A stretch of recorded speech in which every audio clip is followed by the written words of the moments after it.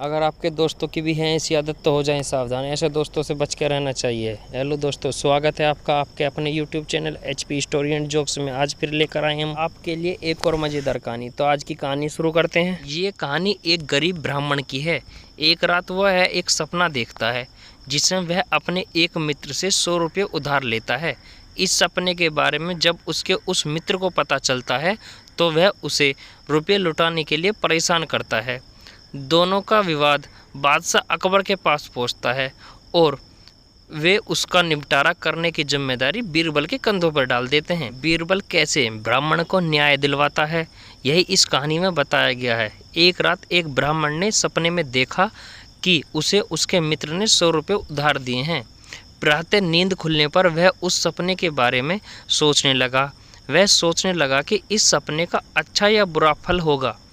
बाद में उसने अपने मित्र और करीबियों को सपने के बारे में बताया। धीरे धीरे यह खबर फैल गई। जब इस संबंध में उस मित्र को ज्ञात हुआ जिससे ब्राह्मण को सपने में 100 रुपये मिले थे, तो उसके मन में लालच उत्पन्न हो गया। उसने सोचा कि किसी तरह ब्राह्मण से रुपये ऐंठने चाहिए। वह फौरन ब्राह्मण के पास पहुंचा और उससे वह 100 रुपये मांगने लगा जो उसने उसे सपने में दिए थे।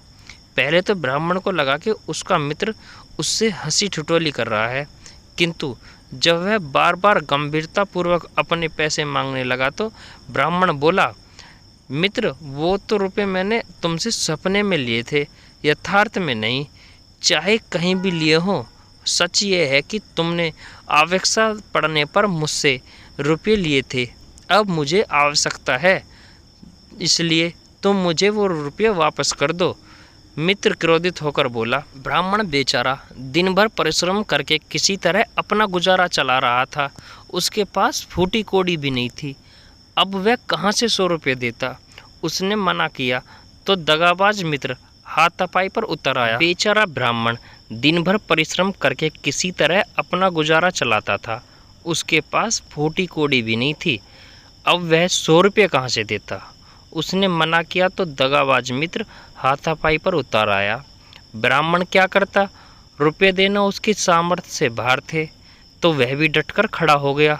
दगाबाज मित्र को आशा थी कि उसे ब्राह्मण से रुपये मिल जाएंगे, किंतु जब उसे अपनी दाल गलती नहीं दिखाई दी तो वह ब्राह्मण को यह धमकी देकर चला गया कि मैं तुमसे रुपये जरूर वसूलूंगा और गवाही में उन लोगों को उपस्थित करूंगा जिसके सामने तुमने रुपये पाना स्वीकार किया है। अगले दिन दगाबाज मित्र ने ब्राह्मण पर उधार रुपये लेने का अभियोग लगा दिया। न्यायाधीश के समक्ष न्याय की गुहार लगाई।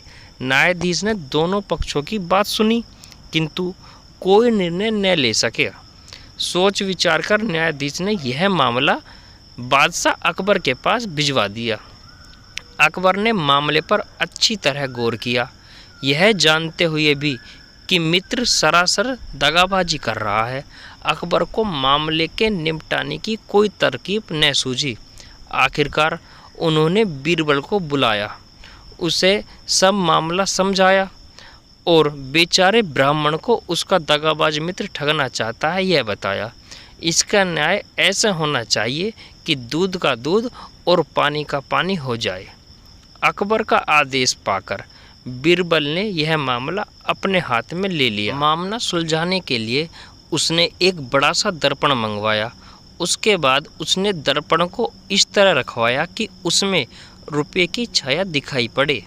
अब दगेबाज मित्र को रुपये की छाया दिखने लगी थी, तो बीरबल बोला, जाओ उस दर्पण में से अपने रुपये ले लो। दगाबाज मित्र अचंभा जाहिर करते हुए बोला, यह मैं कैसे ले सकता हूँ, वह तो रुपये की परछाई है। बीरबल बोले, ब्राह्मण ने भी तो सपने में तुमसे रुपये पाया था, वह भी तो परछाई ही थी, फिर तुम असली रुपया क्यों चाहते हो। दगाबाज मित्र की गर्दन झुक गई। उसे कोई जवाब देते न बना। लाचार होकर वह खाली हाथ ही वहाँ से जाने लगा। तो बीरबल बोला, तुमने आज ब्राह्मण को व्यर्थ में ही परेशान किया है, उसके काम में रुकावट डाली है, अतः बिना सजा पाए तुम यहाँ से नहीं जा सकते। तुम्हें जुर्माने में 100 रुपये ब्राह्मण को देने पड़ेंगे। दगाबाज मित्र को मजबूरन 100 रुपये गरीब ब्राह्मण को हर्जाने के रूप में देने पड़े। इस तरह उसे अपनी करनी का फल भोगना पड़ा। ब्राह्मण हंसी खुशी अपने घर वापस चला गया। तो दोस्तों, आप लोगों को हमारी आज की कहानी कैसी लगी हमें कमेंट बॉक्स में ज़रूर बताएं। कहानी अच्छी लगी हो तो वीडियो को लाइक करें, चैनल को सब्सक्राइब करें और बेल आइकन दबाना ना भूलें। वीडियो में लास्ट तक बने रहने के लिए धन्यवाद।